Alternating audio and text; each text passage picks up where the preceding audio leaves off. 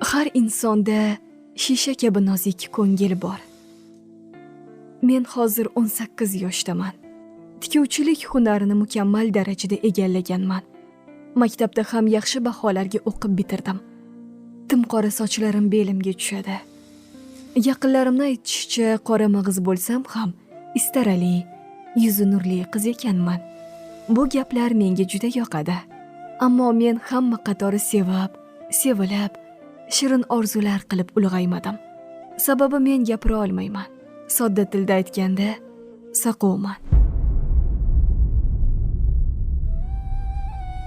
Ammo bu hech qachon menga xalal bermagan bir ish qilishimga.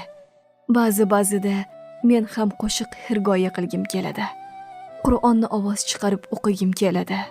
Ammo bu imkonsiz. Maktabni tamomlab uyda tikuvchilik bilan shug'ullana boshladim.